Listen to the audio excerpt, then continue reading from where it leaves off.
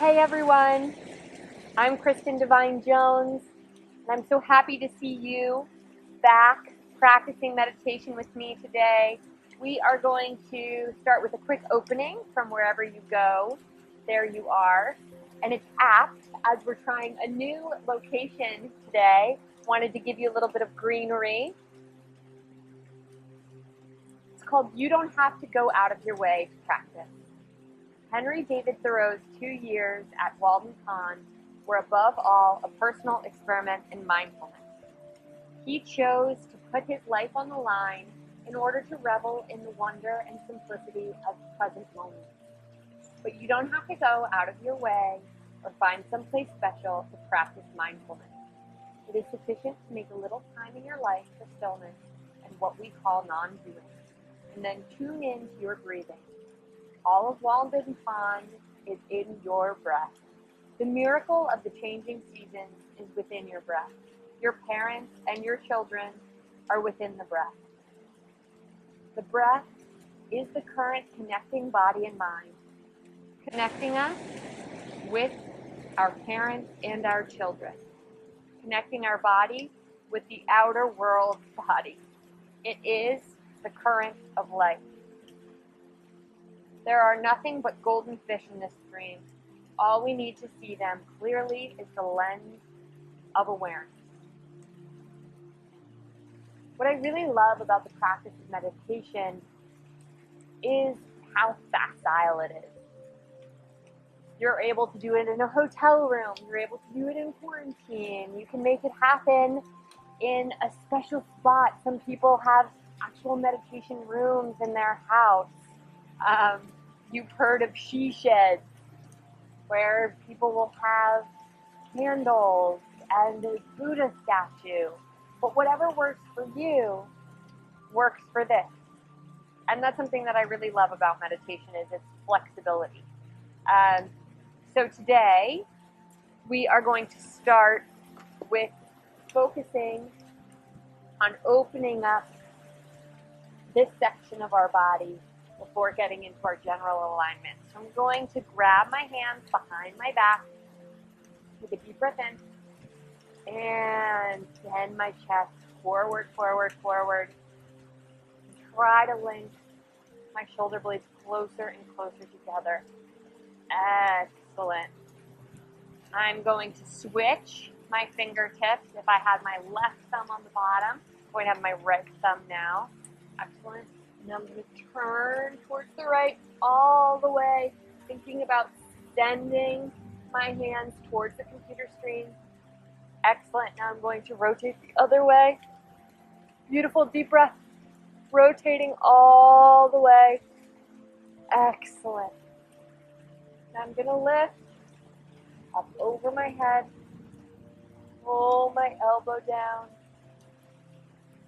Lovely. I'm going to lift up over my head. Pull my elbow down. Excellent. From here, I'm going to relax all the way onto my right shoulder. Breathing in through the nose and out through the mouth. Beautiful. And up and switch. First with no hands. Breathing in through the nose and out through the mouth. I'm going to roll around my neck,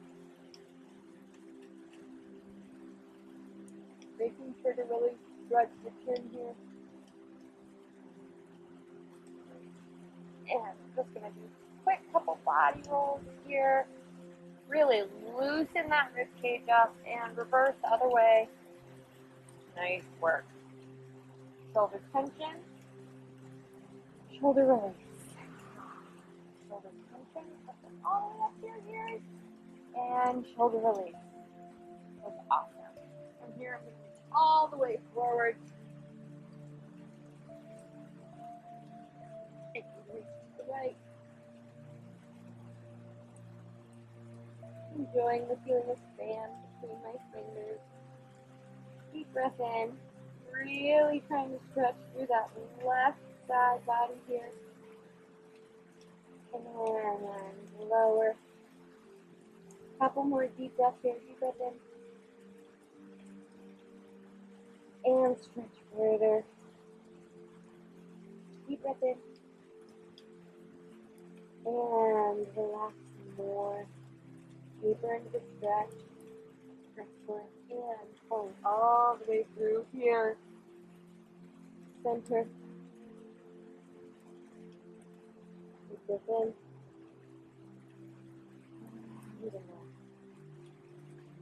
Deep breath in. Pulling my shoulders down my back, pushing my hands down into the ground here. Beautiful.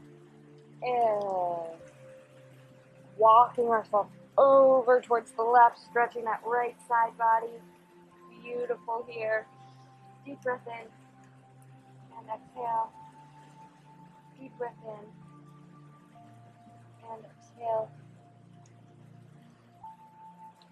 Beautiful. Oh, and I found a leaf friend too. Excellent. All right, so from here, I want to revisit some of the ideas of taking a seat. So I don't have a cushion today as I'm sitting on the lovely easy stand. But when I found myself sitting here, thinking about allowing my hips to open, letting a feeling of vulnerability in, and then grounding through my sit bones here, thinking about almost having a connectivity past the earth, creating a root system below myself, and from there, connecting with a strong lower spine and creating pockets of air between each vertebra, allowing myself to sit fully upright and in a dignified posture. From there, I don't want to squeeze my shoulders together, but I also don't want to sink forward in my chest. I want to make sure that I'm rounding back, sitting up as fully straight as I can. Now, we're going to talk a little bit before we get started today about mudras. So today, I'm going to rest my hands upon my knees, allowing myself to be grounded within and focusing my energy towards self-healing. What to do with your hands. Various subtle energy pathways in the body have been mapped out, understood, and used in particular ways in the yogic and meditative traditions for millennia. We intuitively know that all our body postures make their own unique statements, which radiate inwardly as well as outwardly. Nowadays, this goes by the term body language. Awareness can catalyze dramatic inner growth and transformation. In the yogic tradition, this field of knowledge concerns certain positions of the body, known as mudras. But mudras are usually referencing something more subtle than the posture of the entire body. Their focus is primarily on the positioning of the hands and feet. Try sitting with your palms down on your knees. Notice the quality of self-containment here. To me, this posture speaks of not looking for anything more, but simply digesting what is. If you then turn both palms up, being mindful as you do it, you may note a change of energy in the body. To me, sitting this way embodies receptivity and openness to what is above, to the energy of the heavens. This can be done simply by opening your palms. All our hand postures are mudras in that they are associated with subtle or not so subtle energies. Take the energy of the fist, for instance. When we get angry, our hands tend to close into fists. Try opening your fist and placing the palms together over your heart in prayer position. I'm just going to demonstrate. So actually physically experiment with this mudra. Even if I close my eyes and try to calm myself, the creation of muscular tension all the way through my hands does spark a sort of emotional life within me. You can hear the change in my voice. I swear I was not doing that intentionally. And then from there, If you open your hands up, opening them to the heavens and placing them into a prayer position in front of your body. And this isn't a religious reference at all. We're just experimenting with the change of energy. So the meeting of the hands creates a feeling of coming together. Notice what happens to the anger and the hurt as you hold this position, even for a few moments. I find it virtually impossible to sustain my anger when I do this. It's not that anger may not be justified, it's just that all sorts of other feelings come into play. The dance of one thing inevitably leading to another, of the concentration of consequences impersonally set in motion, the end result of which can mistakenly be taken personally and lead to ignorance compounding ignorance, aggression compounding aggression, with no wisdom anywhere. Today, if you haven't been focusing on the position of your hands, I would highly encourage you to practice with your palms facing down. And throughout our practice, if you're ever finding yourself with a feeling of inner aggression or agitation, I would recommend trying a mudra like we just spoke of, with your hands meeting together. That energy can really help you to sort of focus on harmony and release any of that agitation or anger that's stirring up within yourself. And I mean let go of, not ignore, not pretend it's not there. Let it pass through you. Excellent. Find yourself taking your seat in your dignified posture if you haven't already, and allow your eyes to close. Taking a deep breath in here through the nose, releasing it all the way out the mouth. Good. And now finding a focus of lightness through the spine, weightedness in your sit bones, a mutual experience of groundedness and ease. And when you're ready, shift your focus entirely into your meditation, the experience of your breath. Note without judgment the inhalation and the exhalation. If the mind begins to wander, bring it back to the breath.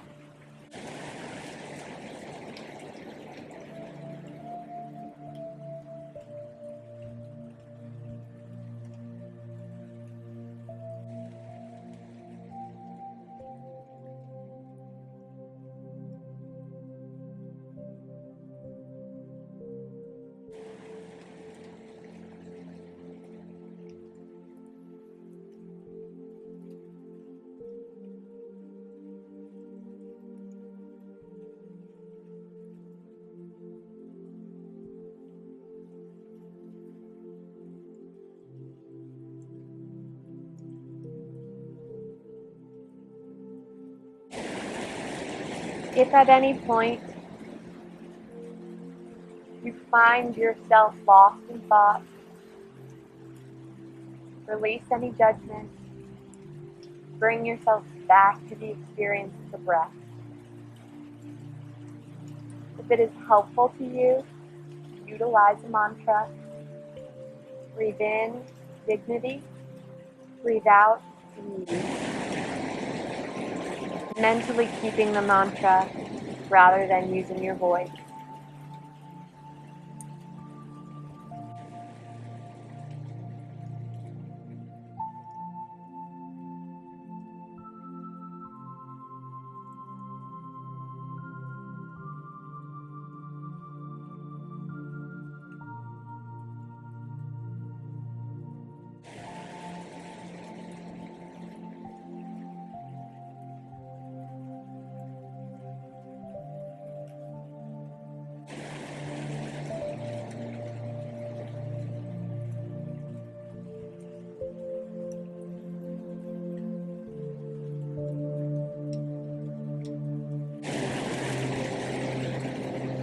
You find yourself holding on to any physical tension, like a furrowed brow, a clenched jaw,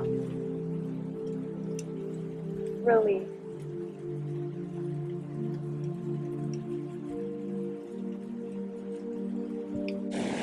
Embrace the beauty of the present moment without any need to hold.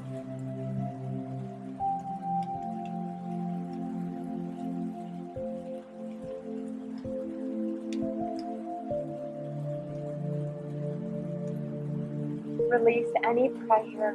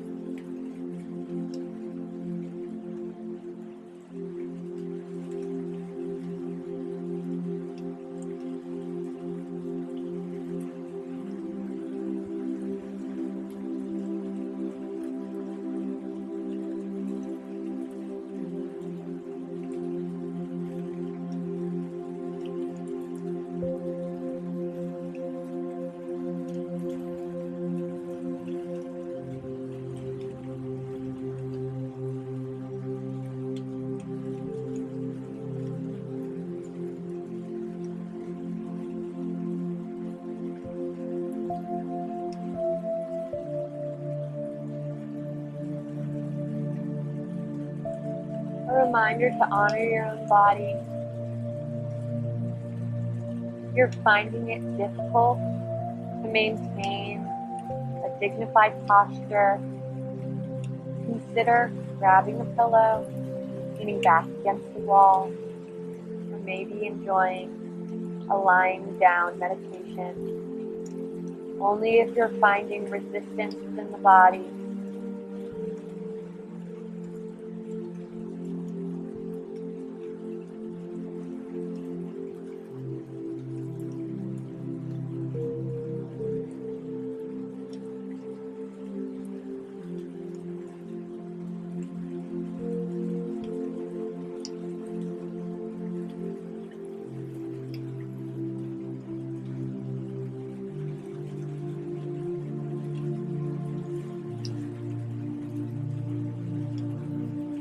The lake meditation. Some people find the image of a lake particularly helpful. We know that the water principle is every bit as elemental as rock, and that its nature is stronger than rock in the sense that water wears down rock. Water also has the enchanting quality of receptivity. It parts to allow anything in, then resumes itself. A key virtue of water reveals itself in this. To practice using the lake image in your meditation, picture in your mind's eye a lake, a body of water held in a receptive basin by the earth itself. Note in the mind's eye and in your own heart that water likes to pool in low places. It seeks its own level, asks to be contained. The lake you involve may be deep or shallow, blue or green, muddy or clear, with no wind. The surface of the lake is flat. Mirror-like, it reflects trees, rocks, sky, and clouds. Holds everything in itself momentarily. Wind stirs up waves on the lake, from ripples to chalk. Clear reflections disappear, but sunlight may still sparkle in the ripples and dance on the waves in a play of shimmering diamonds. When night comes, it's the moon's turn to dance on the lake, or if the surface is still, to be reflected in it, along with the outlines of trees and shadows. In winter, the lake may freeze over, yet teem with movement and life below. When you have established a picture of the lake in your mind's eye, allow yourself to become one with the lake as you lie down or sit. so that your energies are held by your awareness and by your openness and compassion for yourself. Breathing with the lake image moment by moment, feeling its body as your body. Allow your mind and your heart to be open and receptive, to reflect whatever comes near.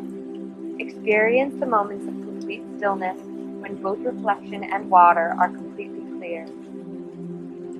Through it all, as you dwell in meditation, simply noting the play of the various energies of your own mind and heart, the fleeting thoughts and feelings, impulses and reactions, which come and go as ripples and waves, noting their effects just as you observe the various changing energies at play on the lake, the wind, the waves, the light and shadow and reflection, the colors, the smells.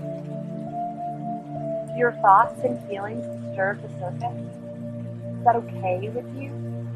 Can you see a rippled or wavy surface as an intimate, essential aspect of being a lake, of having a surface?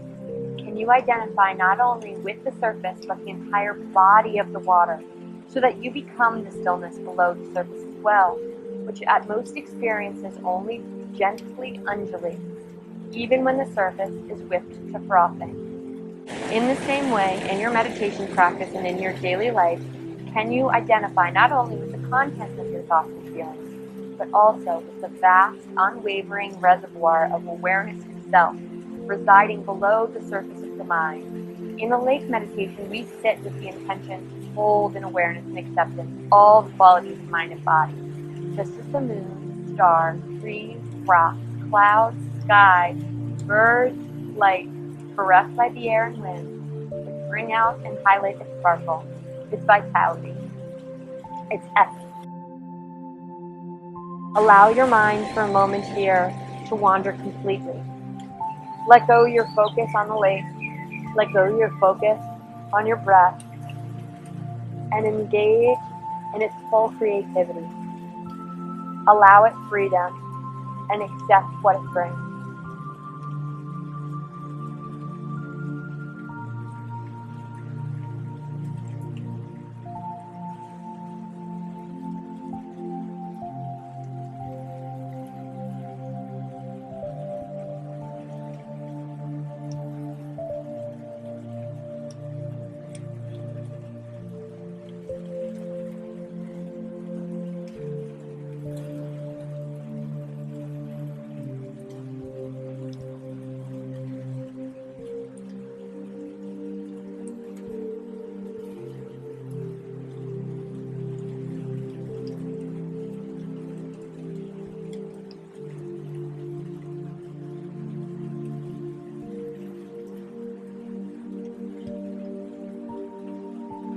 Now, whenever you're ready, find your focus back in your body.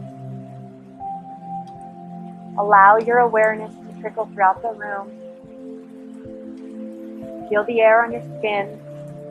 Notice temperature. Hear sound. And come back fully into the body. When you're ready, wiggle your fingers and toes and allow your eyes to open. For our closing today, I want to share a passage from Wherever You Go, There You Are, called What Is This? The spirit of inquiry is fundamental to living mindfully. Inquiry is not just a way to solve problems. It is a way to make sure you are staying in touch with the basic mystery of life itself and of our presence here. Who am I? Where am I going? What does it mean to be? What does it mean to be a man, a woman, a child, a parent, a student, a worker, a boss, an inmate? What is my karma? Where am I now? What is my way? What is my job on the planet with a capital J? Inquiry doesn't mean looking for answers, especially quick answers which come out of superficial thinking. It means asking without expecting answers, just pondering the question, carrying the wondering with you, letting it percolate, bubble, cook, ripen, come in and out of awareness, just as everything else comes in and out. You don't have to be still to inquire. Inquiry and mindfulness can occur simultaneously in the unfolding of your daily life. You can ponder, what am I, or what is this, or where am I going, or what is my job, as we're fixing a car, walking to work, doing the dishes, listening to your daughter sing, or looking for a job. Problems of all shapes and sizes come up all the time in life. They range from the trivial, the profound, to the overwhelming.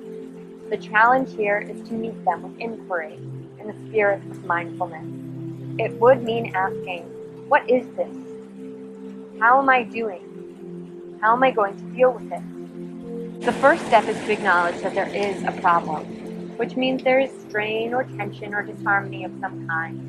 It might take us 40 or 50 years to even come close to acknowledging some of the big demons we carry, but maybe that's okay too. There's no timetable for inquiry. It's like a pot sitting on your shelf. It's ready to do the cooking whenever you are ready to take it down. Put something in it and heat it on the stove. Inquiry means asking questions over and over again.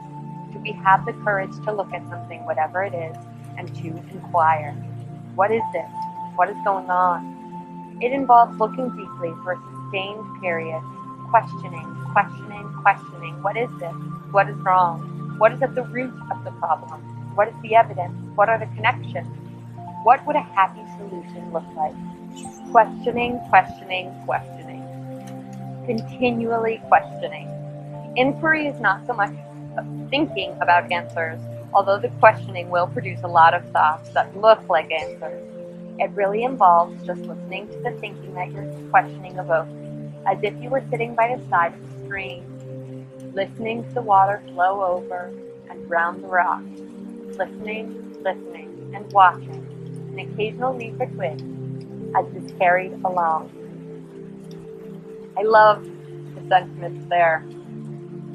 I think so much of the time we feel the need to come up with solutions, come up with answers, and we're almost afraid at times to really dive into questions that may lead us down a rabbit hole without coming up at the end with an answer. And what's really lovely about the suggestions in that passage is that we are more free when we are okay with coming to the end of a path years and years down the road from the times that we started. And to know that each step is the moment, the adventure that we're really seeking, rather than crossing the finish line. And I think that's a really lovely idea and way to focus on our meditation. I want to leave you here with just a few lines of poetry that I love. Time is but the stream I go a-fishing in. I drink at it, but while I drink, I see the sandy bottom and detect how shallow it is. Its thin current slides away, but eternity remains. I would drink deeper, fish in the sky, whose bottom is heavily with stars. Thoreau. I hope you've enjoyed Sunset Salutations today. Please join us on #Lville Dance Together to find out more of what we're doing during this time apart to be together and keep moving. I'm Kristin Devine. This has been Sunset Salutations.